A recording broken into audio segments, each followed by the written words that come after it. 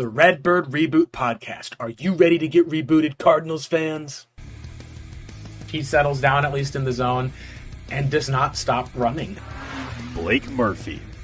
This is the identity for the Arizona Cardinals. The run defense is just horrendous, and it's been horrendous for the Cardinals for a long time. And Marcos Labrada. He's going to bring over his philosophy. It should make it better. Present the hottest NFL podcast from the country's hottest state.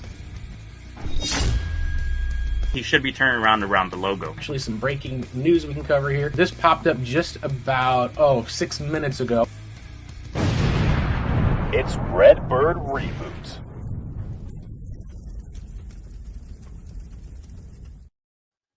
Hello, Arizona Cardinals fans. Welcome in. Happy Thanksgiving to those of you who are enjoying the time off, at least, with the holiday weekend coming. I know that Marcos definitely is as well. I'm going to be enjoying being able to stuff myself with some turkey. There's a different sort of stuffing we'll talk about today about the Cardinals run game. But before we get into breaking down the Cardinals Seahawks loss, 16-6 to their division rivals on the road in the rain, Marcos, how are you doing? And are you excited for just time off for the holiday? Not very many good football games, it seems like, coming up for Turkey Day, but at least a little bit of intrigue in the NFC as far as your other rivals go.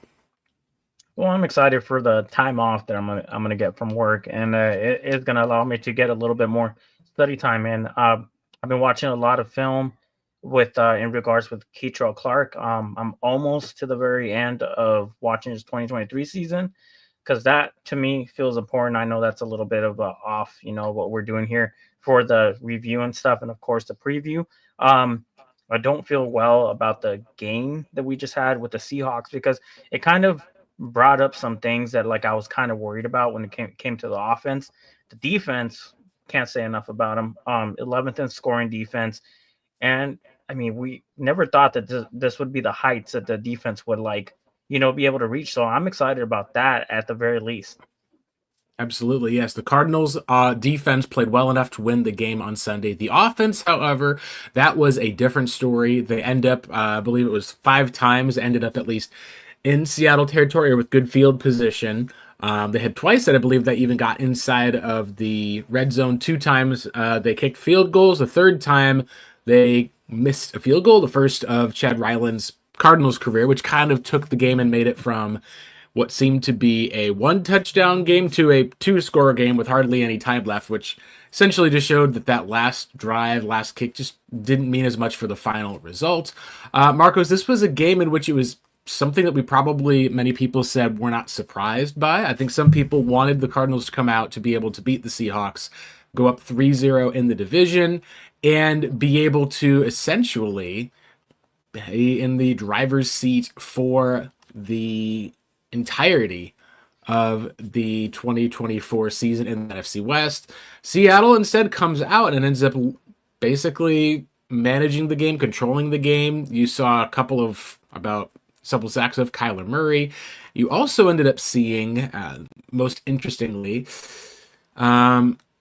the fact that the Cardinals' run game did not really perform that well. The Seahawks' run game, on their end, the defense, like you said, stepped up. There was really only one large play that happened in the game. Even on a further play, the Cardinals were able to have an interception of Geno Smith by Garrett Williams, I should say. And the game ultimately came down to one play in particular, Marcos, which, of course, I think a lot of people broke down that week. Some people responded, said this is the same old Kyler Murray whenever we think he's going to take the next step. Some looked at it and just said, hey, great play by Seattle. Kurt Warner, I know himself, has also chimed in, at least on that from a quarterback perspective. That pick 6 ultimately turned into being the defining moment of that game, because if the Cardinals are in the better position to make that field goal, get a bit closer, perhaps, kick that field goal and take that pick 6 off of the board, suddenly you're talking about essentially a tie game for the most part, or at least a 1-point game heading into it with a then 9-10 Cardinals versus Seahawks. Little different scenario and situation, but ultimately great play by Devin Witherspoon crashing in off of the edge. Kyler Murray scrambles off to the side. Witherspoon flipped his hips around once he recognized Murray was running, was able to actually close the gap between them. Kyler throws the ball, and then it goes over Michael Wilson's head, is picked off by Kobe Bryant. He returns it all the way. And that was one of those places where you're just looking at no one was able to really make that game-breaking play to kind of even out that mistake. There were some close calls. There was a holding penalty on a touchdown to Michael Wilson, as well as the Marvin Harrison Jr.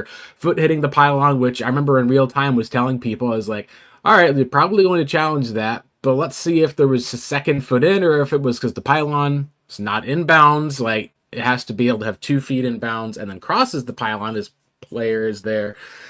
Just one of those areas of, think of it like the back of the end zone. If you get 1 foot into the end zone, and then if you hit the pylon in the back of the end zone, it's not necessarily going to count unless you get that second foot in. And that really was the game, Marcos. The defense, like we had said, played well, but really it was the Seattle Seahawks defensive line against the Cardinals for this season. Pretty stellar offensive line that had a day up in Seattle. I mean, I've always been a fan of like Leonard Big Cat Williams. I've wanted the Cardinals to go get aggressive, and first he was with the New York Jets, of course, and then he gets traded to the New York Giants. So all he does is just like stay in the same building and whatnot. Starts to actually come up after that. I believe he was a former first round pick, so Yep, he had the that's talent right. to be able to do what he's doing. And so for the Seahawks to get it was just a coup, because I thought to myself, that's exactly the type of player that we need on our defense, especially our defensive line, which we're trying to build up and get some talent up in there. And it just sucks to be on the receiving end of somebody that's like crazy athletic for like his size and just kind of like a weird body build for him to do the things that he does. But then he takes our quarterback down 2.5 times, and it's like a menace to us. And just pretty much just like it didn't matter what we were doing on the offensive line and stuff. It didn't, whatever Mike McDonald was calling. I mean, Jesus Christ, he had that line going, especially with that guy being the anchor. Yeah, absolutely. You can see, at least in this play, just part of what we saw from Arizona was they got Jonah Williams back off of IR.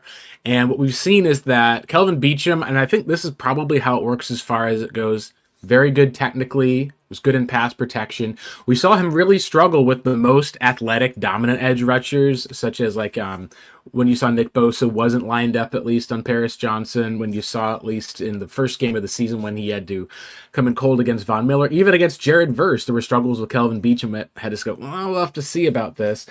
Jonah coming back in is a better run blocker. He's kind of in like some of the prime of his career. I think that part of whether it's the communication or maybe just calling it like it is, team was able to come back off of the bye week, went up for a rainy game in Seattle, and there is a career day that the Seattle defensive line, and like you said, Leonard Williams was able to have. It was not simply one Cardinal who let them down. It was kind of a combination throughout the line. Paris Johnson was beat. You saw Froholt was beat. Evan Brown seemed to be the biggest victim of times. And then Tristan Colon, who's played well in relief of Will Hernandez, probably had his worst day of the season. An example like for areas like this that you can see of how quickly the defense just gets split right past here. You can see once they snap the ball, this is going to be the kind of typical counter play where you're going to see Browns running to the outside to kind of take this player on, depending on how it's read by McBride. Looks like McBride would be taking the smaller player, and then Brown, you get matched up here on the edge rusher. Instead, you look right up the middle at 99 there. He just basically runs right past where Froholt is and makes the tackle. That was, to me, I think, the defining piece as far as this game went, which was the way that the Seahawks came in and were able to be prepared. They've got a healthy defensive line now. Their linebacker play has been a bit more stellar. But in areas such as this, it felt like they were very keyed into some of Arizona's comfortable run game calls, where this is just a very bread and butter play for them, where you just hand it across from this spot here with Kyler. You're also able to essentially have this as a zone read, where Kyler's able to keep this if he needs to. But really, you've got the numbers over here. Connor's supposed to just get with his blocks. He's a step quick, at least, as everyone's pulling around. And Paris Johnson, who's coming here, at least on the down block, he just shifted over last second. Very good response, splits the defense, and you get a tackle in the backfield. That play ended up just kind of setting up where Arizona had to then kind of go into a much longer scenario of, despite being so close in Seattle territory. That was like that all day for the most part between that and then with, like you said, Kyler Murray taking a few sacks. That was something that we really had not seen for the most part with this offensive line, which is crazy to think about. But at the end of the day, it is. Let me make sure I can pull up those sacks at least here as far as the outcomes are concerned. But yeah, Marcos, it was one of the places where the offensive line did not have a good day. It was reminiscent of previous days that the offensive line had had where the offense just struggled overall. Yeah, absolutely. And I don't know if you saw that read right before Leonard Williams shifted. He shifted like almost an entire he went from being like I believe like a three technique to a two eye, shifted it right Yep. at the last second, and just shot up that gap and stuff. That's because he read the play. That's something that Yeah. some cerebral type of defensive tackles who know how to get the reads and stuff. They're like, oh, this guy's foot is 3 inches back. He's got his hand on his knee and everything like that. That's intelligence right there. That's why, I don't know. The Cardinals need to get on this whole train of like trying to get themselves like an all pro or Pro Bowl type of defensive tackle. And they missed their mark with that one at the very least, because he kind of flew under the radar somewhat, not too much though. Yeah, and this was honestly he's been banged up some. This was his best game of the season. He's still a veteran defensive lineman. This is the sack that Boye Mafe had. What I think you notice is the Cardinals are coming out here. This is your 13 personnel look. You got your two tight ends on this side. You've got Trey Benson in the backfield. Seahawks have 7 men in the box. This is one of the things that we, I think, saw when it came to the Cardinals. Previously, they could do a good job of running the ball effectively. And when McDonald brought extra pieces into the box, this is one of the things we've talked about with this Cardinals attack is being able to have quick passes, a good passing game that's built in where if teams are trying to take away the run, you want to make sure that you're able to adapt and adjust. It seemed like what they came in the first half just was not enough of those type of plays where they were trying to get the ball ran effectively to set up some of their play action plays for later. It seems like Seattle just was used to some of those run play tendencies. So here they're dropping back. You can see that they're at least in a position where you can see Ernest Jones right over here. Blankets Trey McBride. I think it's actually McBride maybe it's over there. Yeah, it's Tip Ryman. So essentially, Tip Ryman. Yeah, you are in a place where this is one of those spots where you want to have a quick passing play that's set up as he goes out for that one, whether it's by intention of being able or design. There ends up being enough of a miscommunication where the pass rusher is not picked up by the rookie Trey Benson, whether that's supposed to be a chip or that I design. Benson, at least here, you can see he just runs ready for the pass. Murray does not even see the pass rusher coming. This is part of where we talk about playing rookies, being able to get in. Whether that's something that Murray just has to be able to sense the rusher, whether there's amount of time that's there. It's just one of those plays that doesn't work. Seattle was able to effectively take away a lot of what Arizona we've seen that have success, whether it's checkdowns to James Conner, quick passing plays over the middle. They were able to get to Murray effectively, and it wasn't just on designed rushes like these. It was in beating one-on-one players for one-on-one matchups that we also got to see. Yeah, and you noticed that they overloaded one side of the defensive line as well. On that same overload side, they had the two tight ends set. Mm-hmm. So that was a strong side of the formation, and they still got a free rusher essentially just looping around and getting to Kyler Murray's backside, his blind side. So that was that always comes down to communication, to be honest with you, because Agreed. if Trey Benson was thinking that Kyler Murray was going to throw quote unquote hot on that route, then, that's a good route for him to run, because at that point, he's already past, the outside linebacker, and, all Kyler Murray would have to do is just throw it over, just dump it over him and get that, that free yardage. But you could tell Kyler Murray never even looked to that side. So because he didn't look to that side, nobody communicated to him about who's going to pick up the outside linebacker. No, they just ran the play and didn't even bother trying to try to pick up that rusher basically. Yeah, and this is something we've seen as far as how the NFL is able to work against some of these run-heavy offenses. You're looking at a cover 2 type of look. It looks like the way that they've got it set up is a zone coverage that we'll have set up here, as well as they got all those 13 linemen in the box. You've got Marvin Harrison's got another guy who's cheating on top of him.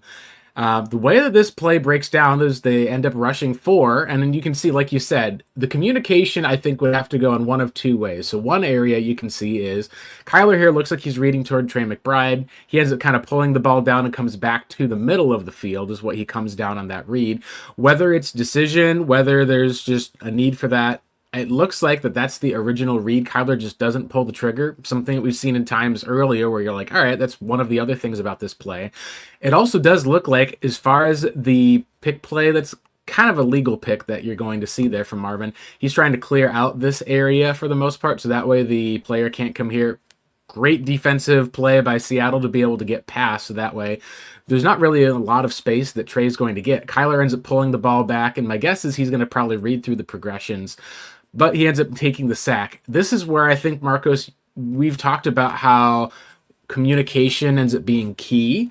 This is something where normally we would say maybe it's going to be the new guy and Jonah Williams is back. No, on this side, I think we probably have, of the two rookies who are here, Trey Benson and Trip Ryman, one of them was probably supposed to be able to stay in as an extra protector, and Chip basically reading. Either way, they both look at as they're running for routes. And as a result, Kyler, who's reading on the other side of the play, one way or the other, unless the play is designed to go to the opposite side and he's reading there, this is where there was probably a breakdown at least, and the Seahawks were able to take advantage of it. These are all different places that when you're talking about how you can learn and improve from, the fact that you're playing this team twice this year is something that I think we're going to have to see improvement the next time around, because this is good coaching tape to be able to go back to your rookies, to be able to point out where the problems are, and then show where you can make an improvement, which is communicate. Guy shifts over last second. Let's do a quick, make sure we get to the line early enough so that we can do a quick signal if we need to make sure communication's correct. Yeah. So one thing that I kind of will like take from that play is that he only had like probably like it looked like it was just going to be a quick pass to Trey McBride, and if that was covered up, then that play was essentially dead, with the exception of like Trey Benson being wide open on the left side of the field, but Kyler Murray not being able to go that direction because of the fact that nobody picked up that rusher. He's lucky he didn't lose that ball, by the way, because he was coming from his blind side. So he like the jet quickly, sack, yep, and then he takes it in the pistol, and he takes one step, and he's already ready to unload and throw it straight to McBride. McBride is like not, it's not the worst type of like, read and whatnot, but he wasn't comfortable with it. And when he tucked it in, it was essentially over at that point. Yeah, no, this is another sack that, and I don't know if people were able to see, but this is a 3rd and long type of situation. The 3rd sack on the day, I think it was. This was going to be, oh no, this is the 34 for minus 6 yards at least. Yes, this is going to be 3rd and 14. When you get to 3rd and 14, it's going to be really difficult because you have to have so much time for the routes to develop. The Seahawks have essentially 3 safeties in the back. You're able to see how Julian Love is kind of playing that middle of the field safety spot, which allows both of the linebackers to be able to set up here. They don't even have a nose tackle that's able to be over the middle. So this ends up being a play where they're baiting Kyler Murray into essentially being able to pick up and scramble. So you see Love here is in the middle of the field. It's 3rd and 14. A lot of people know. 3rd and 14, people are covered deep. What's Kyler going to do if he sees an open lane? He's going to be able to take off. You at least see that Knight rushes upfield. He kind of gets into a little bit of a soft rush. Brown is immediately beat by... if you take a look at how Leonard Williams goes, he had a heck of a day, honestly. Right here, at least for that one, he's able to just kind of split past him, get around outside. Kyler doesn't have the back of the pocket. They're keeping their lanes. The only place he can really go is forward, and the Seahawks bait him into, essentially, instead of keeping their rush lanes with Knight heading to that spot, leaving the pocket free, you end up having Love has his eyes on him while reading the middle of the field, and then Kyler looks and it's like, hey, got Dortch is right over here. Looks like a wide open spot he can run through. He's not able to get through. Knight actually is able to play it. So essentially what they do is they rush upfield and they pull back and almost drop like into coverage of reading the quarterback. Then there's one more sack that the Seahawks had on the day. And I believe this is the one where if you just watch how it ends up playing out over time, but this is just a Leonard Williams and the defensive line engulfing Kyler. You can see here he lines up over there within Brown, and then they do a little... essentially, he just takes the inside spot. Looks like they're having kind of a twist around. He just managed to get inside both of the guys that are there, drives Evan Brown back. And you also see on the other side that it kind of ends up turning into almost 2 guys attacking Evan Brown here. You see like he just gets shoved back by the 2 players who are there. Froholtz, they did a really good job in designing this, because if you're talking about and I think this play ends up being this is the... 1st and 10, where Arizona's had a passing play. This is one of those spots where when you're designing pressures, this is just a very well-designed pressure. It looks like you're just going to be kind of rushing for. It's 1st and 10. You just kind of have your quarters coverage across the top for the most part. And all that they do is they basically run what would normally be a stunt, but instead of it being a stunt where you'd run to the other side, the running back is going to be the one who either goes out on the route or picks it up. They basically end up turning it into where Froholtz is here on this side. They're running a stunt. but then it ends up being essentially two men on Evan Brown. They just push him back. He's a former Seattle Seahawks offensive lineman. Suddenly you've got him trying to block both guys, and it just gets right there into Kyler's face.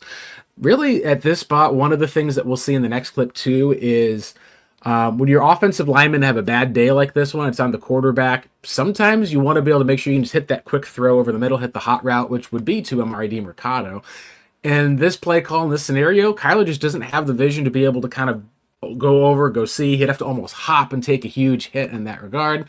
They just end up kind of double teaming with this quick stunt, and you can see right away it's not even really enough time for them to run this mesh concept. He gets stepped on by Evan Brown and falls underneath with that sack.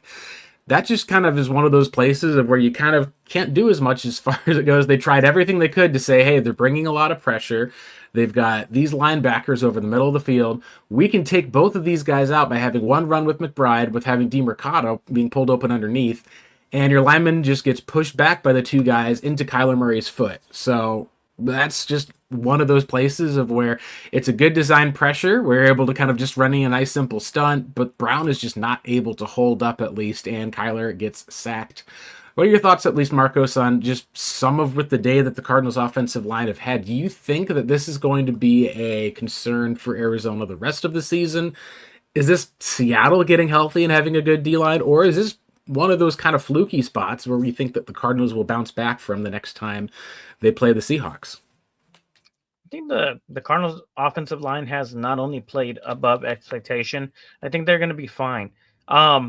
This is we're talking about a head coach that, like, I think he coached the best defense last year with regards of like other, defenses that are known to be good.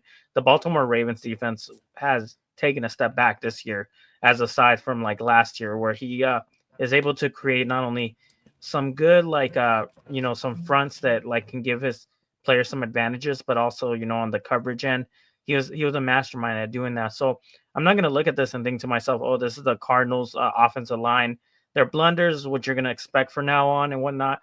No, I think they've been, like I said, they've been playing above expectation. I don't know what people's expectations were of the offensive line, but I didn't think they were going to be playing this well, especially now that we lost, our rock in right guard, Will Hernandez. And Will Hernandez. After losing that was going to be a big blow to whoever was playing right tackle. Well, it doesn't seem like it's something that's going to be too much of a drop off, even though I know we're better with Hernandez out there. Mm-hmm. And I think Hernandez probably would handle these stunts a lot better, but this is just what Mike McDonald does. So I think the offensive line is going to be fine. I think on the rematch, they're going to take this into note, especially if they're going up against Leonard Williams again. Mm-hmm. And they better get their, I don't know how to stop that middle. If not, you're going to have to probably start having DiMercato and, basically lining up off to the quarterback to make sure all the inside stunts and all the stuff in the middle gets covered up and whatnot before he releases. So basically a check and release. Yeah. And what it reminded me of, Marcos, is when you're talking about being able to have defensive, not just pressure, but interior pressure. Like, this is a spot where you can see even Leonard Williams lined up outside for the most part. Cardinals, at least when they snap the ball, quick turnaround for each of those. He's reading through with Wilson underneath. Paris Johnson, just a little bit of a long step back. Like, it's kind of a unique spot, but he's able to just kind of come screaming off of the edge, and Kyler runs back into him. But that's also because there's not a pocket for him to step up into, because there isn't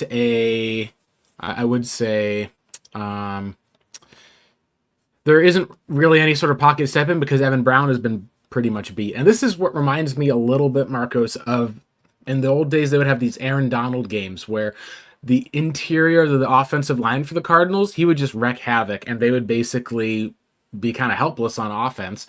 Other games, they would kind of have accounted for him and be able to get through it. This is one of those games where they just were able to move Leonard Williams around to different places. But that interior pressure on Kyler Murray ended up being the difference between the Cardinals being able to be productive and Arizona having a rough day at the office. Looking at the Pro Football Focus grades for the Arizona Cardinals, Let me pull those up here at least for the team because it was not very pretty as far as it goes with as far as this team goes with what we've come to expect has been good offensive line play. So far, at least, this is the roster, at least, that we've seen on the year. Let me go ahead and change this, at least, based off of the schedule for all you guys who are watching on the live stream. All right, get the team stats pulled up. Sorry, this is me having to navigate stuff in real time while I'm pulling things through here. Yeah, at least you know it's legit. Yeah, exactly here. Okay, let me double check with the premium stats. What was I even thinking here? There we go. This is the live podcasting for you folks. Yeah, so the biggest thing that you had with Arizona is twofold. One was that when you're talking about the offensive run blocking was pretty poor. Pass blocking, honestly, wasn't negligible. It's just like we've said, what we've seen the last couple of weeks has been stellar against the Dolphins, great against the Jets. The worst was against the Bears, but it didn't matter because the Cardinals' run blocking was very good that day, and they're able to get some big plays overall. The biggest thing that I would say the story of this is on the other side, which is the Cardinals had, I believe it was, over 20 missed tackles in this game. Buda Baker himself had 5 missed tackles alone. I think part of that is a combination of the rain and outdoors, and they just did not have a good day themselves. It looked like with how Arizona played the game, when you're going to have one of those games that's kind of a defensive struggle, I thought the defense played well as it could in terms of coverage. They didn't bring Geno Smith down on a handful of plays. He was able to kind of run around, extend the play, so the pass blocking was pretty good from Seattle's side. But at the end of the day, that was ultimately where you would have a couple of times it'd be seeming like a sure stop, and then missed a tackle, player picks up a first down. The Seahawks were able to control the ball and hold on to it for the vast majority of the second half, to where Arizona did not get the ball enough and had too many sacks given up to really get back in this game. Now, I think that we'll be able to see overall by next week how much of that is a trend and how much of it may be this is the young team that we're still talking about for the most part. Obviously not Buda Baker, but the team's going outside in the rain on the road. We've seen the Cardinals play better at home than on the road. They're going to be on the road again next week, but in a dome stadium in Minnesota, and I think that will be really interesting to see how much of the weather played a part in what was ultimately a sloppy game for the Cardinals, and as we can tell, our worst defensive performance that the Cardinals had of the year outside of that second half of the Bills game in Week 1. Yeah, and it's interesting because you think about that, and we lost by basically 10. Well, we were within range, and they still didn't allow any more than 10 points. So even with that being the factor, if it was that bad of a defensive performance, it was only because of the fact that their tackling was poor. It doesn't shock me when they're going up against K9 on the other side, who has somehow just made this Cardinals defense look ridiculous time and time again, because he's kind of like a pin, he's kind of like a little a ball bearing, or a bowling ball, baby. Bowling ball, just just things hit him, and then he just kind of lowers the center of gravity, allows the person to hit him but not knock him down, and they just look at him thinking to themselves probably that he's an undersized running back, that I can take him to the ground. No, this guy knows how to be able to take contact, and not only that, but use it to his advantage. There's one play in general that they did get a 1 yard loss or a 2 yard loss, but there was four different tacklers that just bounced off of him because they just couldn't take him to the ground. Yeah, no, that was something at least that, call it what it will. Part of what I think we saw with the Seattle Seahawks team was they started 3-0. They had some pretty weak teams that they played, although in hindsight, that Broncos game that they played was probably the beneficiary of how early they got Bo Nix in the season. They then had a game that they started in where they had none of their defensive line starters. So we've talked about the Cardinals having defensive lineman issues. They still have had at least enough consistency. But some of those games, they were pretty much run over by the Packers earlier this season. These are a couple of plays here. This is the one from Dante Stills where he gets over and gets that sack on Geno Smith. There were players who did play well for Arizona. Like we said, Garrett Williams had an interception. We got to see Dante Stills be able to get a pass rush. David Collins also at least was able to get in on a sack. We're also able to see that they were able to keep DK Metcalf in check for pretty much the whole game. Tyler Lockett had one play, at least, that he was seemingly targeted on that would have been a touchdown. We'll go into that later, but the Cardinals defense did a great job in this game, ultimately, from the defensive line standpoint. They were able to get pressure about 11 times on the day. They were able to get a few sacks. The only thing they weren't able to do is they couldn't get those extra 2 or 3 snacks, which is, you credit the pocket movement of Geno Smith the same way you can credit a Kyler Murray for being able to run out of a sack. It was really a game in where Adrian Taylor-Demerson, there were some angles that he had taken against some veteran receivers that weren't as solid a time or two, or getting blocked out of the play entirely. And I think that this is something where, if you're going to talk about something to learn from, it's going to be really interesting to see just how things will play out this next year, with having the likes of Max Melton in and out more of the lineup. He was sick during the game, and so it was Sean Murphy-Bunting, I believe, got the start in most of the snaps. You're able to at least see plays like this, where Arizona was able to bring down Geno Smith twice in a row on the first drive. Oh, sorry, let me go ahead and share the screen here so you can see it here. This is one of those sacks, at least, from, I believe, the one who comes in here off of the edge with Browning. But they line up their 2 linebackers, Mack and Kaiser, up in the middle. Yep, exactly. So then they drop out Kaiser White. They also drop out Mack Wilson, and you're able to see that they just close the pocket around Geno Smith for the sack. Later in the game, it felt like they made more adjustments, where it seemed like the Cardinals were able to cave the pocket around Smith, but he was able to actually get some movement. So they were able to close in the pocket, but credit the Seahawks offensive line, they at least were able to give Geno enough room to scramble. Now, this is one of those also plays that, when we talk about a handful of plays that didn't go Arizona's way, we can talk about the Kyler Murray interception that sailed a bit too high. Talk about the touchdown that wasn't to Marvin Harrison Jr. This is one of those plays that was not called a safety, with Smith just like one step out of the end zone, but Mack Wilson gets a free rush. He ends up throwing the ball. Clearly, he is throwing to that receiver in the area. You just did not call it intentional grounding, for the point of no receiver being there. That's one of those things quarterbacks at least can do, is try to get rid of the ball there. I think that at the end of the day, this is one of those places where you can see how this is how the plays turned out, where Geno Smith, he's got all time, all day to throw. The Cardinals just are not able to get a closer in there. And as a result, instead of taking a sack like the Cardinals and Kyler did, Geno was able to live and fight another down. And I think it just shows in this spot, when it comes to interior pressure, Seahawks had multiple guys in Leonard Williams or Jaron Reed, guys who were able to get that interior pressure with just rushing 4. Cardinals just did not seem to have that guy today against the Seahawks offensive line. No, absolutely not. On this particular play, you just had you had an inside linebacker, you got a defensive tackle being doubled. You had Baron Browning one out. No, he actually dropped into coverage. No, he dropped into coverage, exactly. Yeah. So this is a unique. You have, yeah, you have 3 defensive tackles. I'm not sure what 98's doing. I think he's either guarding the flat, so he's not engaging. All the way to the very right, you'll see that defensive tackle engage with the left. It was the left tackle basically. Yeah, it looks like he's just dropping into coverage, so he's not even engaging. It's like a drop 8 essentially for the most part with Kai. So it looks like what they're looking for on this play. Yeah, and Kaiser White taking on an offensive lineman.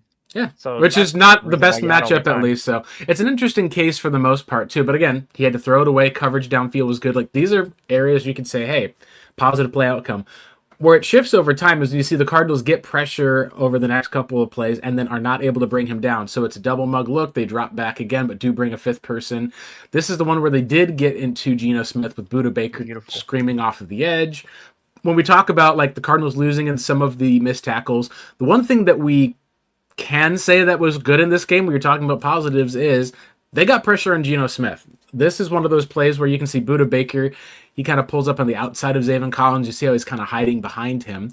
They're actually able to, when they pull up, Zaven's the one who blows right by the players there. Budda comes around the other side essentially as a cleanup. This is where Geno looks like he's got a place to be able to run, but they just emerge and they're able to bring him down for the sack. One of those areas, neither of these guys is going to be like a top tier quality pass rusher, but they're able to split the gaps in the offensive line and get that pressure and eventually sack. Another spot here. This looks like I think this is going to be looks like a cover three type of look. I think with Melton at the bottom, you got your one single safety over the top. Middle of the field looks like it's going to be closed. This is one of those plays that you would think you need a handoff. He's like, nope, you got an extra guy on that side. So Gino puts it into that spot, fakes the handoff. This is where you're talking about like one of those you could have had it sort of plays. He's able to get back kind of to the line where he was, but you could have had him drop for a huge loss. You just completely split up the middle with LJ Collier, and he's just able to get away. So this is like one of those spots of where you're like, oh, we love it when we see Kyler Murray do this. We hate it when we see the opposing quarterback do this.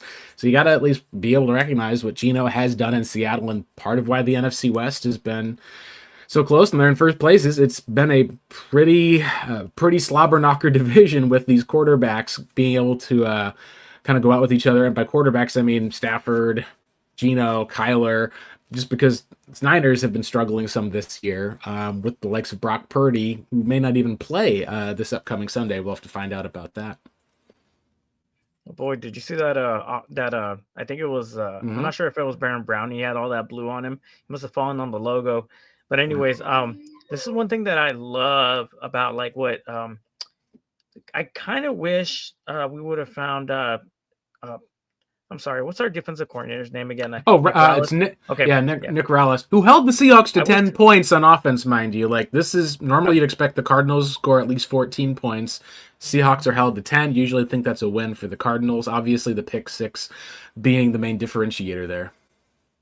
Yeah, I wish we would have found him sooner because you know about like what my issues with the scheme was with Vance Joseph. Mm-hmm. Look how many times he brings his people from the third level, from the second level. He has them try to time the. You see how he's coming down at a very late, like kind of like he's coming down later because of the fact that he's not trying to get picked up by the offense saying like, okay, here comes number 3. Oh, here comes number 2 and whatnot. They're trying to catch him off guard. So blitzing them from the second level means that they're not accounted for, quote unquote, which can lead to sometimes offensive linemen leaving wide open gaps for people to be able to attack. Reason why I'm saying that is because we had some speedsters that could have 100% tracked that down if they didn't line up at the line of scrimmage and get accounted for. Because that's what happens when you put everybody at the line of scrimmage. Now you'll notice he'll have people on the line of scrimmage. Someone will drop, just like they did in the double mugs, and then he brought somebody else to replace. Yeah, and I think some of that too is when it comes to the type of defense that Rallis is running. We're talking not about these hybrid type of athletes like a Zaven Collins and having another guy in the middle, having to be the Isaiah Simmons, I should say, and Zaven Collins. Like, as Collins on this rush, you can see like they just put him into the edge rushing spot. He's able just to kind of do an upfield swim move, and then Geno Smith, of course, doesn't feel the pressure. He knocks the ball out of his hand. It was recovered, of course, by Seattle. Unfortunately, but like when we're talking about like this is one of those plays where you would have said, oh yeah, Isaiah Simmons being able to burst or come through. One of the things I think that we've seen is that by not having the traditional linebackers that Arizona has, by finding some of those guys in later rounds, you can say that one, the coverage, at least for the most part, ends up being pretty good across the middle of the field because you've got just a regular linebacker. The other thing I think is you actually can see when you have Vance Joseph with Patrick Peterson on one side, we've got good safeties, being able to have solid cornerback play because you've got right across the top here for the most part, you're able to bring Dadrian Taylor-Demerson down here and have these cornerbacks over the top with Starling Thomas, with Wilson, and then I believe on the other side it's going to be Sean Murphy Bunting. Like having corners who are at least able to play in this system with having some of those looks over the top, like in this scheme right here, look who's dropping all the way back into that deep safety coverage while who rotates and comes down is the safety. This is kind of crazy when you're like, all right, there's Budda Baker running all the way back over here, Mac Wilson dropping back. Like the way that they play zone coverage under Vance Joseph can be really good when you have good pass rushers. What we see with Nick Rallis is you're still rushing 5. You're able to get a forced fumble with 5, and the coverage downfield, there's nowhere for him to go with the ball if he's able to get out of it. It's something that I think, as we can say, is it's very impressive, and it does lead me to think that maybe not next year, but maybe the following year and a year after that, we could end up seeing Nick Rallis' name coming up in head coaching jobs because he's able to get a lot out of very little here with this Cardinals defensive front, especially within how that secondaries doesn't have to give up anything on the back end. Yeah, with the exception of Star Thomas on that coverage, Everybody else got to landmarks, and pretty much everything was covered up on the back end. It didn't really matter because they were able to get that pressure on, and of course almost forced the fumble with Zaven Collins just coming around that edge and whatnot. So even like I said, these exotic looks are something that I've been literally dying for, and just praying for our defensive coordinators to be able to implement. And then here, of course, you see that This wide is one open of my gap. favorite defensive plays when I saw, because this is what you call having a design blitz and coverage for a tendency. So here in this tendency, they're bringing Jackson Smith and Jigba. They like to use him in motion a lot in Seattle, kind of move him in and out of the slot. They like to do quick bubble screens. Like they bring up everyone onto the line of scrimmage right here. These two with Buddha and Kaiser showing blitz. We've talked about how Kaiser and Buddha, they've been less in coverage and more being able to be used in the run, or being able to be used in deeper coverage in Buddha's case. He knows all the time, like, this is just going to be a quick slant, at least for that of a, not quite a bubble screen, but essentially just going to be a hot read. And look at how they design up this look for the most part. You've got 1, 2, 3, 4, 5, 6, 7. That's 8 men on the line of scrimmage. What you do is you're like, hey, we know your play tendency, Seattle. We know if we got these guys over the top, you're just going to do a quick spot right to where these guys are both blitzing with Kaiser White. They anticipate that perfectly. And look at how Zaven just gets right over to the middle of the field, is able to get in. They could have probably called a little bit of a DPI here, but as far as the contact at least goes, all he has to do is make sure that he's making a play on the ball as the ball is being thrown, and that's really what he's doing here. They essentially are anticipating this offensive coordinator, so it's a combination of good study, good ability to be able to not just execute, but being able to say, hey, it looks like he's wide open. This could have been a pick if he's able to get in a step early. Jackson Smith and Jigba, credit to him. He's able to quickly alter his route to come in a bit closer. So that way it's no matter what happens. He's like, oh, I need to get in front of him no matter what, because I can't have him close this out to make it a pick. Tyler Lockett also pulls up at least on this route. They end up being the ones who hit him, and he ends up picking up that first down instead. So this is one of those places where you can see Zaven has his assignment done. They're playing him off as far as with the deep look, and you end up essentially with what would have been a pass breakup over the middle. If it sounds, instead it ends up being a nice pickup. This just kind of shows at least where when you've got some of these different places and angles, you'll probably adjust some of your coverages for all of this in the second part of the season by recognizing, hey, you may need to have a safety that's able to cover and being able to press a bit more with Tyler Lockett, knowing that he's going to go down very quickly versus getting yards after the catch. Just one of these plays is able to be a big enough gain to get the Seahawks out of trouble, despite being a fun blitz.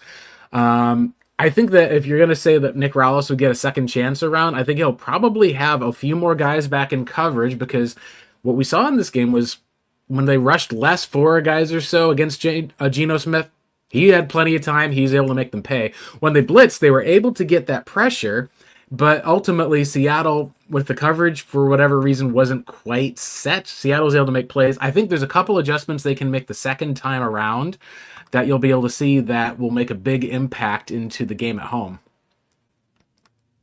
Yeah, and you see them calling out the coverage as in Mike number 7. So they were kind of sliding into that direction because they anticipated there was going to be a blitz. They were able to pick it up with the exception of Buda Baker being able to come through.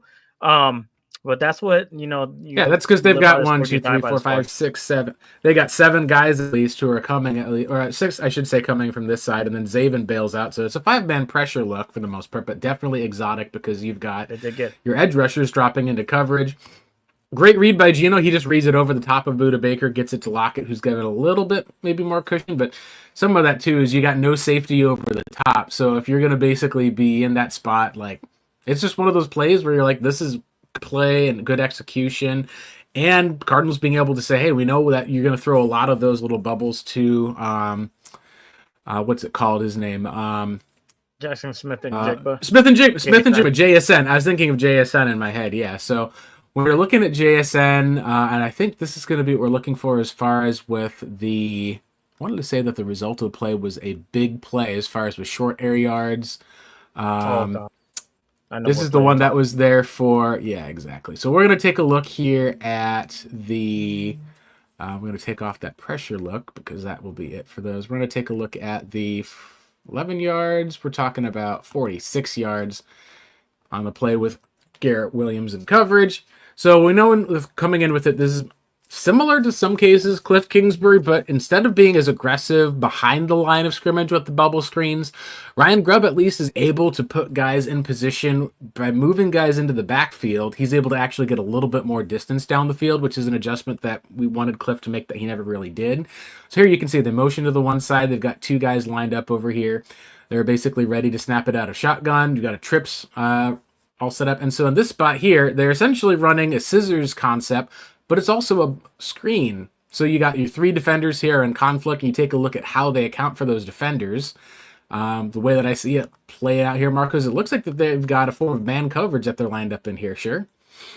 Because it's not zone, let me tell you that. You can see with 21 right here, they're communicating, making sure that they got their coverage.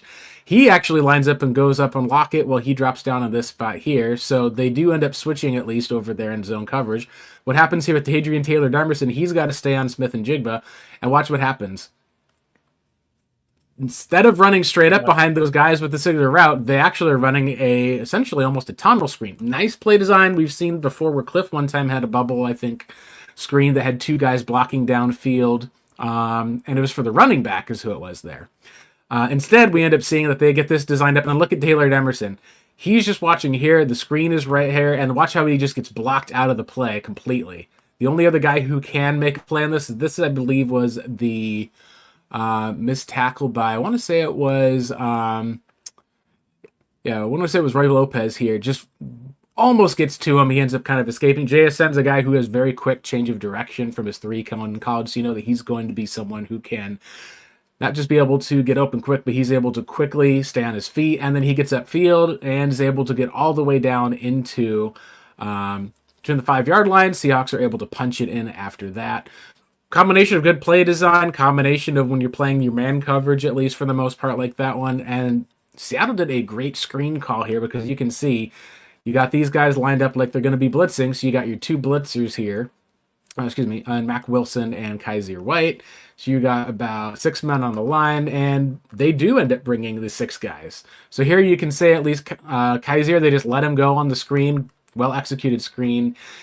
He had just dumps it off underneath. Taylor Demerson at least has an opportunity, but he gets hit just enough, at least for the most part, by the lineman where he's not able to make the tackle. And that's one of those plays, at least, where you just kind of have to say, like, this is the biggest play in the year, biggest, I think, reception for Smith and Jigba on the season.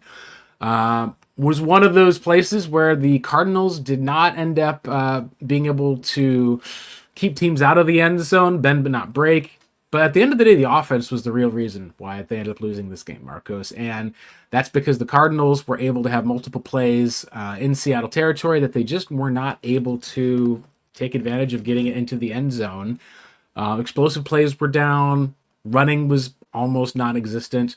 It just was one of those places where, as far as the Cardinals go, the passing game was the only thing they really had going, and it did not end up playing out very well for them, of course. I'm going to pull up some of these outside tackle plays, but if you wanted to talk a little bit about just with the offense moving forward, we're going to be talking about them playing the Vikings next week, and we'll talk about them playing the Seahawks again in 2 weeks. Do you feel like at least that the Cardinals are able to bounce back with some of how their run game looks, or are we going to be looking at Drew Petzing again and wondering, is this a guy who he'll throw in some of those quick passing concepts, kind of make a passing game, can have some of that run game and play action built in, but his tendency will be to run the football hard, and when teams are able to stuff that, is he able to adjust? Because that's something that we've been able to see with this Cardinals team, that when you end up with a play like this where you're trying to be able to kind of cut outside, defenders are able to account for that. They really have just struggled in being able to have a solid offense overall. Yeah, especially this matchup, especially going up against a guy who's like leading the league in blitz percentage, or at least like top 3 in blitz percentage, and I can't believe McDonald's defense, yeah. And then no, I'm talking about like the defensive coordinator for the Minnesota Vikings. Brian Flores. Yeah. Brian Flores. There you go. It always slips my mind every single time because you guys make me nervous on here. But anyways, I'm just Brian Flores is a person whose creativity surpasses that of people like I would say it's kind of like some old school, like, damn. And then here's another person that's slipping my mind, the defensive coordinator for the Cowboys.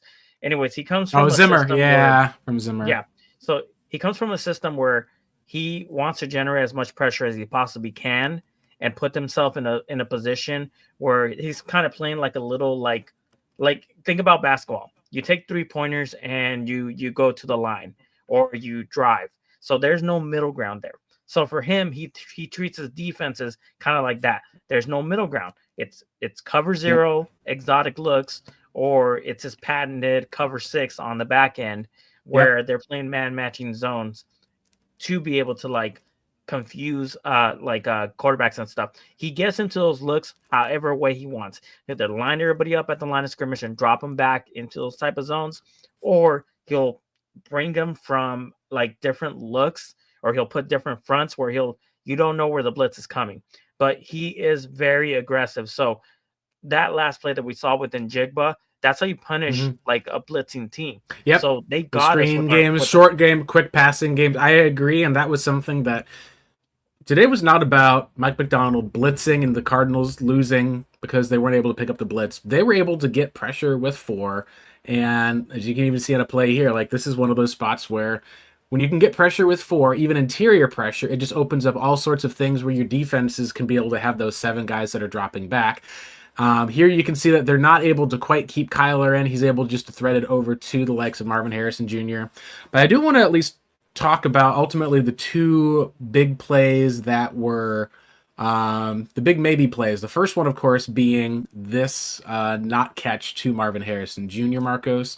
This was in the red zone. Cardinals get back, just a quick throw deep, and it seemed like at least there was a potential for a touchdown.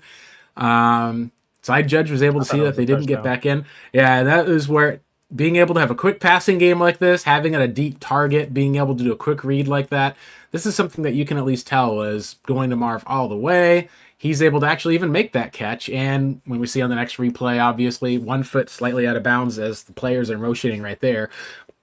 Sometimes it's a game of inches, and it was one of those times where it did end up happening for the Cardinals despite almost everything else kind of being pulled off. He just did not get that second foot down. A little lower of a throw. Maybe the defensive back can get a hand on it. Maybe not, but in any case, that was one of those missed opportunities that Arizona had. The other one, at least, that I can think of would be there was a couple of times it felt like that there was either some holding that wasn't called. The refs allowed them to be pretty physical. That's just kind of how the game goes for the most part. You'll sometimes benefit from those, sometimes you won't. There in that spot, McBride thought he was held. This is one of those places, and I'll pull up the last play, which of course is going to be the Kyler Murray. Yeah, the Kyler Murray interception that was returned for 6 is the one that we're going to be looking at here. And I think that one's actually was a short pass, unless I'm mistaken. Let me go ahead and find the one that's got this super long description. Yep, so 4th and 1. You know that the Cardinals on this spot, they've got 2 tendencies. One is with James Conner. The other is with Kyler Murray with his legs. Sometimes we've seen them go to Trey McBride on 4th down, but for the most part, in this spot where it's 4th and 1, we can say, hey, normally you'd say, give the ball to McBride up the middle. They've got everyone crowded up here. They're ready for that up the middle. Watch as Devin Witherspoon at least crashes down. He essentially is going to be looking and having to make a play, at least on James Conner if need be. He crashes down and then immediately realizes he doesn't have the ball. Kyler Murray is bootlegging to the outside. We've seen them pick this up countless times in the NFL, where he's just able to beat his man to the corner and pick up that one down. So credit Witherspoon for being able to have not just that recognition, but look, Kyler at least should still be able to get past him and pick up that yard. Watch how Witherspoon just is able to close that out with his angle. This is a guy who was taken top 5 by the Seahawks. Lions wanted him at 6. There's a good chance that this is the guy that if the Lions had been able to take at 6, Paris Johnson could be a Raider. So call it what you will. Maybe this is just karma coming back around for the Cardinals. But he's able to essentially get right in his face. Wilson eventually is finally able to get open. Kyler is able to reset his feet. Kobe Bryant just follows the play, and it goes right over his head to him, and he's returning it for 6. Unfortunate, and that turns into essentially the play of the game that wins it for the Seattle Seahawks. Yeah, and of course he has to do that little homage that maybe erupted that stadium like it did back when they beat the Saints. That's a play that they ran countless times before. That's one of their fourth down plays. Yep. So when I heard people criticizing it and saying like, what kind of dumb play are you gonna, why would you call that play at the 1 yard, like with 1 yard to go on fourth down? Because they ran it constantly. There's three things to this concept. There's one, you either hand it off if you feel confident that like James Conner has it. Two, you keep the ball and you take the edge. Of course, Devin Witherspoon, I don't know if you saw that turn by him. That was an elite type of turn where he read that he didn't have the ball. Instead of making his body go the opposite way where he's going to take an angle, he uses like he puts his like right hand or I think it's his right hand on the defensive lineman and kind of twists himself around and takes a flat angle over to the flat. So crazy change of direction. Yeah, exactly. So being able to do that took away the flat. Now Kyler Murray's like, okay, third option, you're always going to have somebody that's going to be trailing you or following you, and that's going to be the safety valve wide receiver, just in case they don't fall for the fake. When they don't fall for the bootleg, that guy's supposed to be there for that reason. He pulled away, and unfortunately, Kyler Murray, because he had to set his feet and whatnot, overthrows it. And that's what you said. He closed in fast enough, like how most defensive back would not have closed back in. He wouldn't even be here, at least for that one, by biting down the play. He just makes an awesome play to come around. So if there being one guy here, the idea of the play is you put this man into conflict. Either he lets Kyler get it with his legs or he's in coverage. Seahawks do a great job, at least, with Witherspoon's instincts, the defense, to have three guys that are there. So that way now you're going to have it blanketed between these different spots. He still can get it to Wilson, but he, like you said, resets his feet. That allows Witherspoon to close in. By the time that he releases it, he just kind of flicks it up, and he's under pressure at that spot, ends up making just a little bit rough of a throw, and it goes right back over his head to Turner. The guy who at least has probably the most amount of insight into this of anyone in Kurt Warner, he had this at least to say about the play, especially because a lot of people looked at that play and took it, unfortunately, really far out of context, at least. Here, let me pull this up for you. Sorry, I'm just getting his tweet big enough so that you can see it on the screen. People didn't, and even Kyler Murray at his press conference, even he mentioned that they run that play. They run that play constantly. Yeah. So he says, at least here, that sitting all week here listening to the talking heads saying Kyler Murray picks it is awful. I don't get it. It's fourth down. So remember, it wasn't like it was 3rd and 1. You aren't picking up a first down by running. So they taught to throw it, take a shot. He did. Not a great throw, but unfortunate. But he did what you were coached to do. If it's fourth down, don't take a sack. And then if you throw it away on fourth down, for the most part, why are you throwing it away in fourth down? They're going to take up the ball. You can't punt. It's fourth down. So that's exactly what you're supposed to do. The unfortunate nature, like you said, was it was intercepted. It was returned all the way there. Reminds me a little bit of how the Cardinals got schemed out against the Chargers in 2022, where Derwin James was able to they out-schemed where Arizona was. Kyler had to kind of throw it either out of bounds or throw it trying to fit it into the receiver, and James ends up picking the ball off. You're like, it's unfortunate that because it's fourth down, like if he ends up just holding onto the ball and gets tackled short, they're going to get the ball there anyway. Quarterbacks are supposed to be able to at least give a shot because you're rolling the dice, and that time they just rolled the dice, and like Kurt Warner even said, it's fourth down. Give someone a chance. Don't throw it out of bounds, because you throw it out of bounds, they're going to get the ball back anyway. You can't live to fight another down. So, like it was here, Joanna, I know who at least Cardinals fans follow, reads correct, decision correct. He's under pressure, threw it away. That's basically all that you can say. And all that we can say for the most part, Marcos, is that we've got 2 games left for the Cardinals now. Their schedule has the Minnesota Vikings on the road and then at home against the Seattle Seahawks. Cardinals are 6-5. And I think if we take a look at their upcoming schedule, these 2 games, in my opinion, may actually end up determining what the Cardinals' playoff chances are this season. If you want to talk about, do you think that they have a chance to make the playoffs if they lose the next 2 games? Obviously, they're not going 3-0 against this stretch, but it's going to be very difficult, I think, in this NFC if they drop the next 2 games to be able to say that they're going to be a playoff team. I think you have to optimistically win both, but for sure, you're going to have to probably win one of them. I think it's because it's so tough, because I know that we have more than enough games to be able to make up, but it's going to be extremely hard, especially not just because of the numbers game, but I think for the morality or how the players are going to feel going forth, because they were coming off of a high. They were feeling great. You saw there's videos coming out by YouTubers that don't don't normally make videos about the Cardinals and stuff. They came out thinking football, put one out. You guys recommend that one? Of course, JT O'Sullivan put one out about Kyler Murray's his performance against the Gents. So we were coming in with like, oh look, why isn't Kyler Murray and the MVP talk? And these guys are flying high and whatnot. So this kind of came crashing down on them when they got this loss. If they lose again, especially against the Minnesota Vikings, who are, then themselves are having a crazy like year them as well, and we're going up against Sam Darnold, which nobody expected for him to have the numbers and basically having this team like riding on the right path. They have so many things working together that are just like coming together at the right time. They're being considered somewhat Super Bowl contenders or dark horse contenders. We win this game, like players in the locker room are going to feel good about themselves, knowing that like the schedule has some easy wins at the very least, and you kind of give yourself that control of your own future. Whereas if you lose this game, now you're thinking about like, okay, must win next game against the Seattle Seahawks. We have to at least be able to like give ourselves a chance by beating the Minnesota Vikings and put ourselves in the driver's seat. No, I agree, especially when it comes to the current playoff standings. Right now, when we're taking a look at this one on the NFC is what I'm looking for here. You've got obviously the division winner in the Lions, and then the Vikings are right on their heels at 9-2.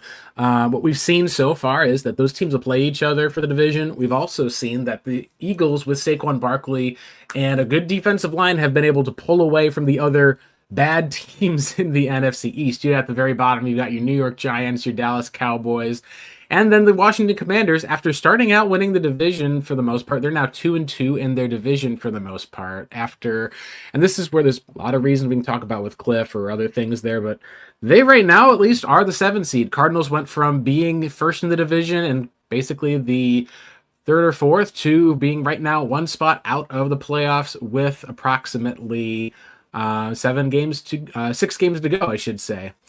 It's going to come down to the wire in a lot of ways. What's interesting is that when you're looking at the other teams, the Saints seem unlikely to make a comeback. The Niners are still pretty good, but they've lost, I think, 1-3 in their division. They're going to have to then win games down the schedule. And if you've seen like how their schedules look, they may or may not have Brock Purdy, or at least he's going to be limited this next week. They still have to play a team in the Bills. They still have to play the Dolphins. They still have to play the Rams. They still play the Lions. Like, we're okay at least if Brock Purdy's not able to go out here this next week against the Bills. Even if he comes back against the Bears, if the Cardinals are able to pick up one win in this time frame and already having the win over the San Francisco 49ers, who they'll get again at home in Week 18, you're almost ready to stick a fork in them. The Tampa Bay Buccaneers, well, they got to play the Panthers. They got to play some of the other teams that they have in the division. They at least have one of the easier schedules moving forward with the Buccaneers. And this is what's nice is we can at least talk about the playoff picture this season. They still have to play some of the worst teams in the National Football League as far as they just played the Giants.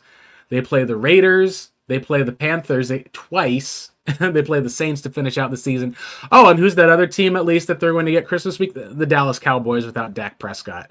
So if you're talking about a team that right now is outside of the playoff picture that's going to make it, Buccaneers are very high up there. So you're talking about you're going to have to be competing with the Packers, who have a win over you head-to-head, the Commanders, who have a win over you head-to-head, and also are playing some weaker teams in the Cowboys and Giants the rest of the season.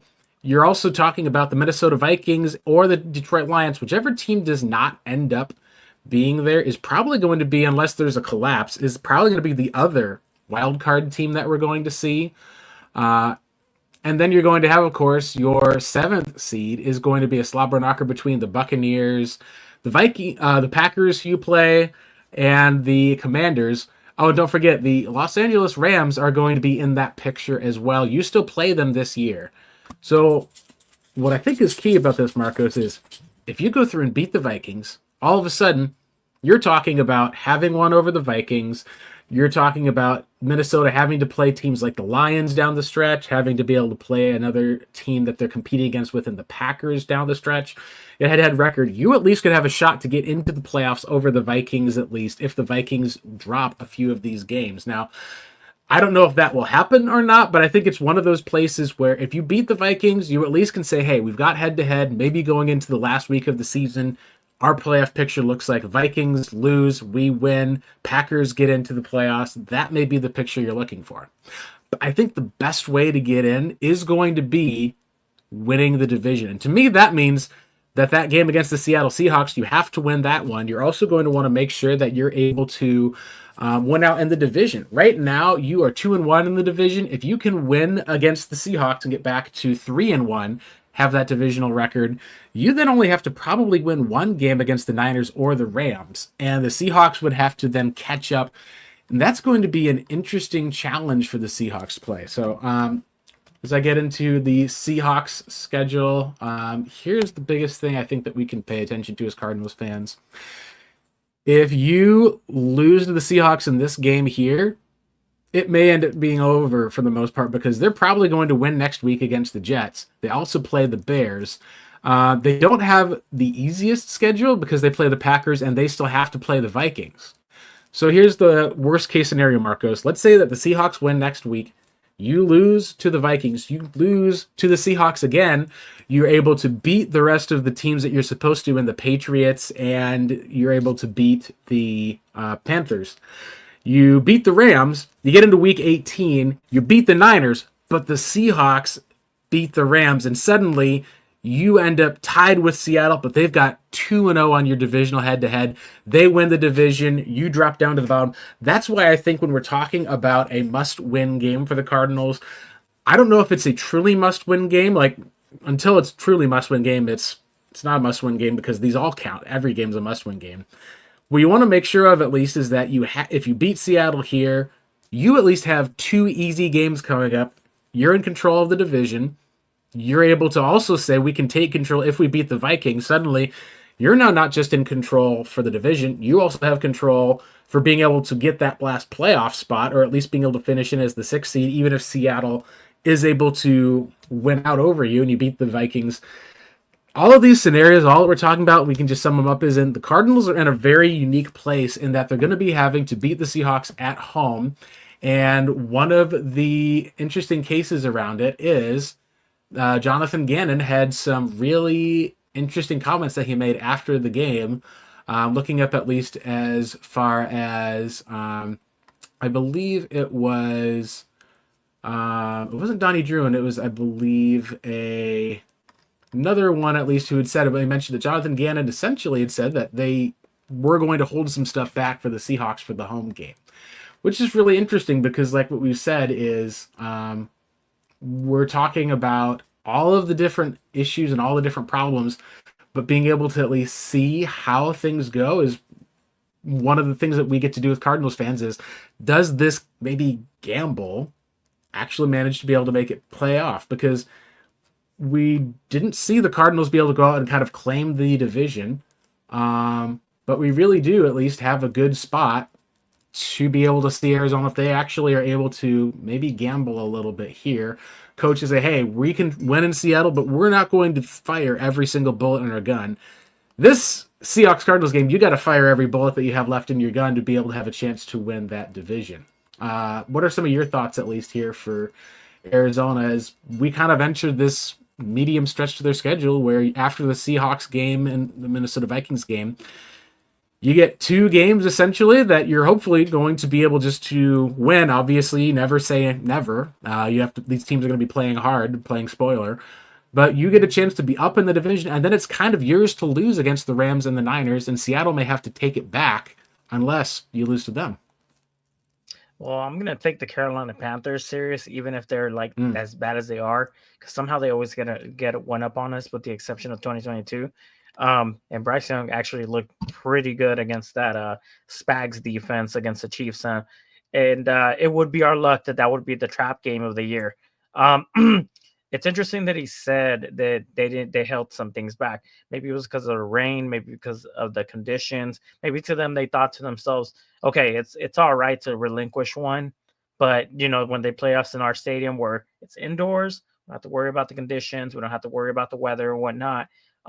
and it being indoors, and we could obviously execute our game plan to the fullest, being that we're on our own field and don't have to worry about things getting kind of slippery because of the rain, or having the crowd just barrel down on you, because those Seahawks fans in that stadium is just loud.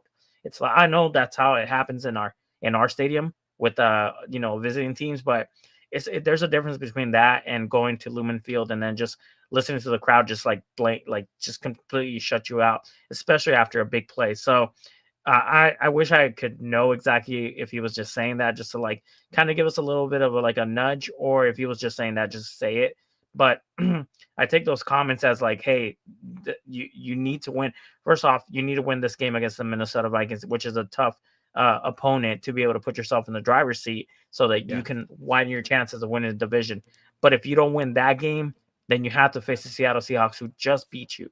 And being that that's the case, in that situation, you better bring everything to the game, because you do have those 2 follow-up games that are easy, but nothing's guaranteed in the NFL. And we as Cardinals fans know time and time again, we faltered towards the end of the season, and things just, you never know what's going to happen. And that's, I'm not going to sit here and be like, hey, I foresee something bad happening, because I don't.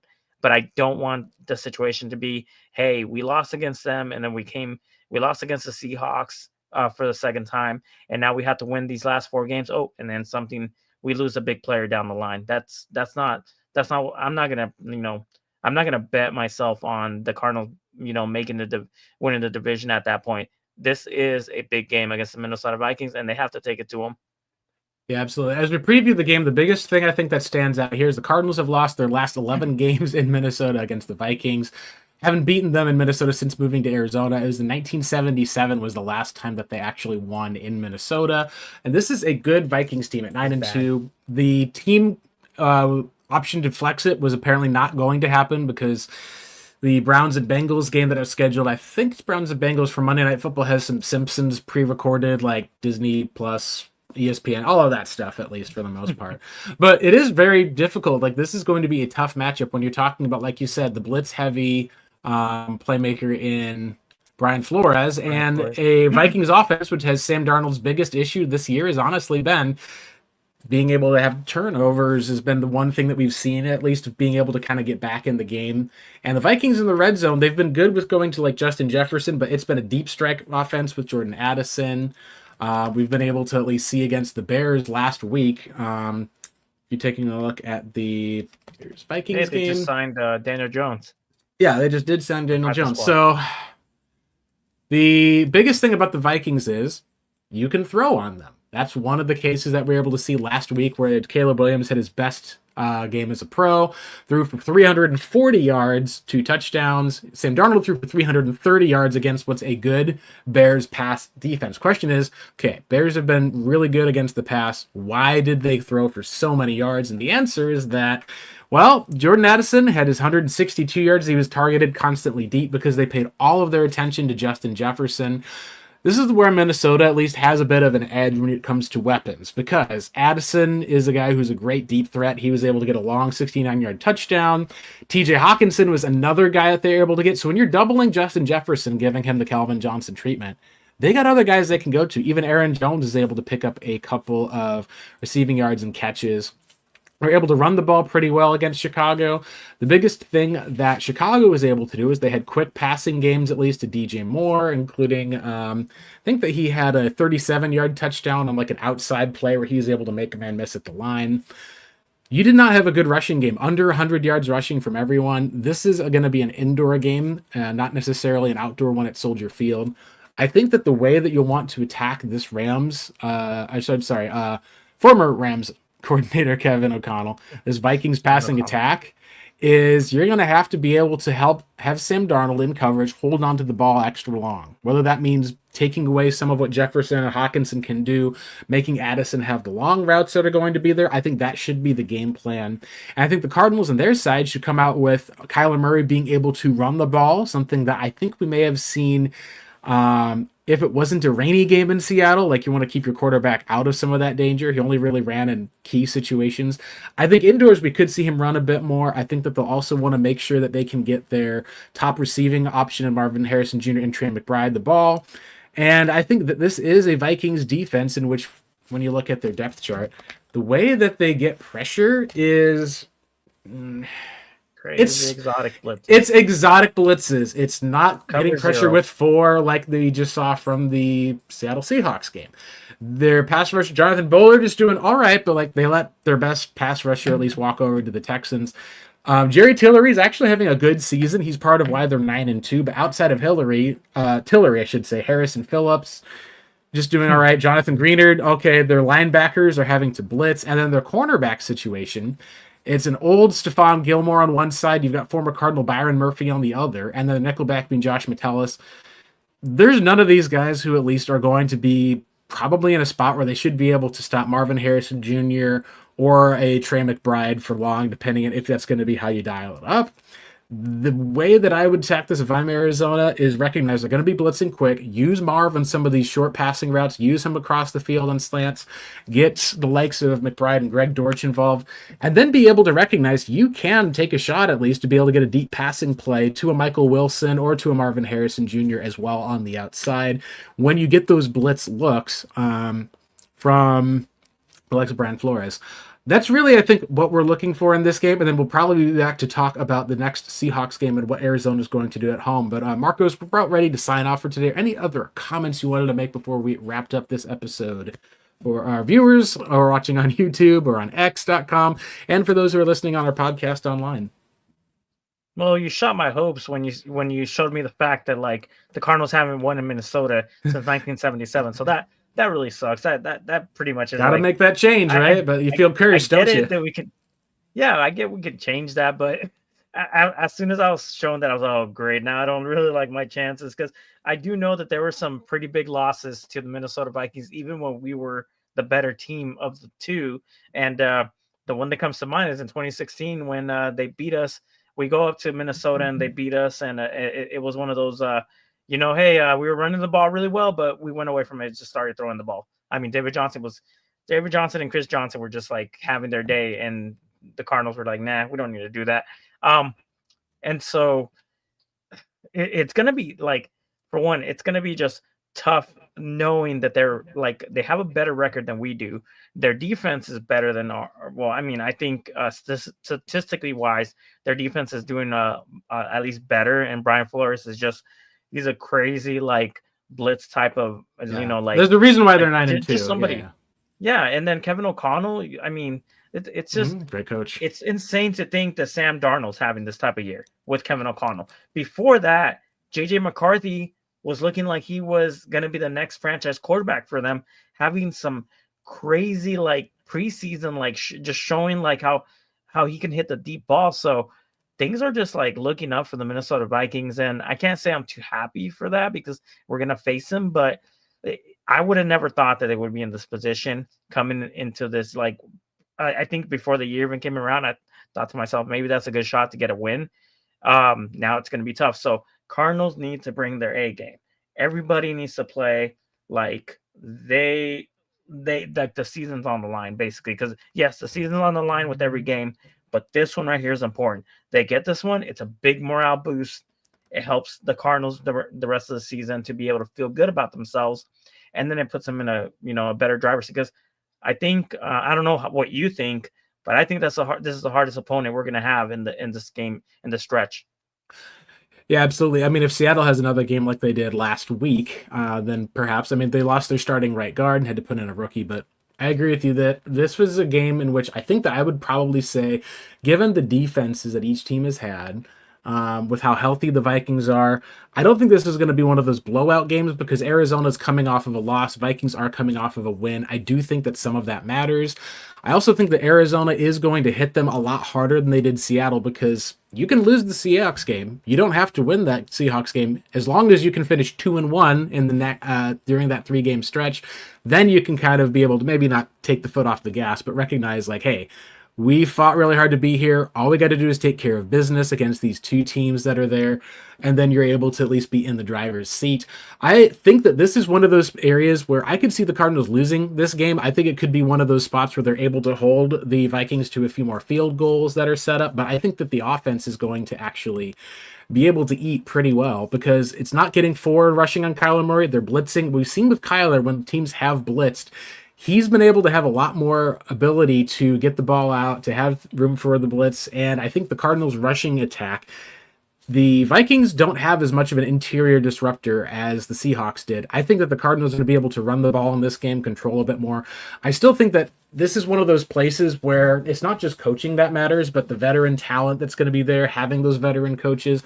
I got this as like a 29-25, or I think maybe 29-24 Vikings win. I think that the Cardinals would give up a few more points than they typically have. It's a road game as well. They usually hold teams to about 21 points a game. The Vikings usually hold teams to about 17 points a game. So I could see this as maybe this would be like a 21-17 sort of defensive struggle. I think that we're going to see the Cardinals come out, hit them hard at least. I think the Vikings just ultimately will run away with it at the end of the day. Just a little bit too much talent. What are your thoughts, at least, before we head out for today? Yeah, it's going to be a time of possession game, so they're definitely going to try to control the ball, keep their own defense off the field and whatnot. And I think that's what you have to do. And you're right, they don't have an interior defensive presence like the Seattle Seahawks had, so they are going to have to dominate in the trenches. And we know that that's correct about most games and whatnot, but it's more important in this game. So I would say maybe like 21-17, like you mentioned earlier, or 20-17, going down to the wire. I want to say the Cardinals are going to win because I'm a homer, of course, but I don't know. It's tough for me to go against that. So my hopeful is, the Cardinals win 2017, but I think it's going to be the Vikings. Yeah, I think it makes a lot of sense to me. Is it's a hard-fought game against the Vikings. You may end up playing them in the playoffs if you're able to win the division, but first you got to actually go out and win the division. It wouldn't shock me if this ends up being the case where we see the Cardinals go out, have a rough game, and then what we've seen whenever they've struggled, they've always bounced back harder the next time around. I think that we could see that where they bounce back hard, they just don't get the win. And then I think that could end up turning into a very motivated Cardinals team at home in State Farm Stadium going up against the Seahawks to be able to try to retake some control of that division from them. At least being able to have that direct head-to-head win, putting them back into the driver's seat. We'll be here to talk about it after the upcoming Sunday, but for now, all of us here, this is me and Marcos. You can make sure you follow us at X, Blake Murphy 7, and Marcos is there at Pancake Soul. Make sure you're following our podcast on YouTube and on X as well at the Redbird Reboot.